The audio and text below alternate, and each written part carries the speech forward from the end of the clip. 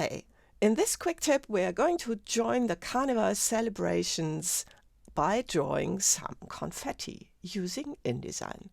And it's going to be colored confetti on a line. So let's just first get a line. I'm just using the pencil tool for that. So here we have a line, and now let's use the type tool and type some text on it. But we need to use the type on a path tool to do that in InDesign. So let's just type some text, and I'm going to select that and make it larger.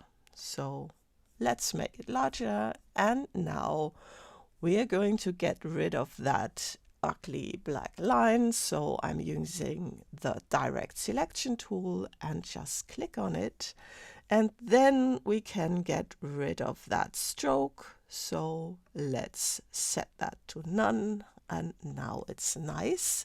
So let's take the type tool again and type some more points, and you see how they follow along that path, so that we get some nice colored dots on that page sprinkled around like random.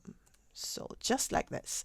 And now they need to be colored. So it's best to set up a format for that. So you can set up styles, and we're going to the paragraph styles.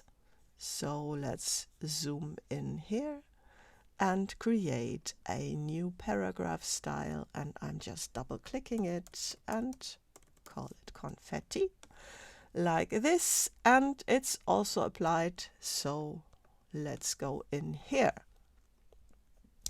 And what we now need to go to the nested styles and then create a new nested style. And of course, there are no character styles yet. So let's first create a new character style, and all we need is the color. So let's set that to blue and call that cyan like this. This is going through one character, just like this. Let's preview it, and you see there's one blue dot. So let's create the new nested style and a new character style. Again, the color, let's set that to magenta and also call it magenta. And you see this is going through one word currently, so let's set that to character as well, like this, and just like it should be. So a new one, and this will be yellow.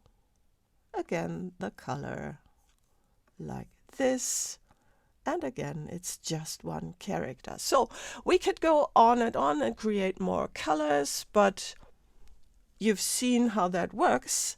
What we now need to do is get them repeat. So let's have a new nested style and repeat it like so.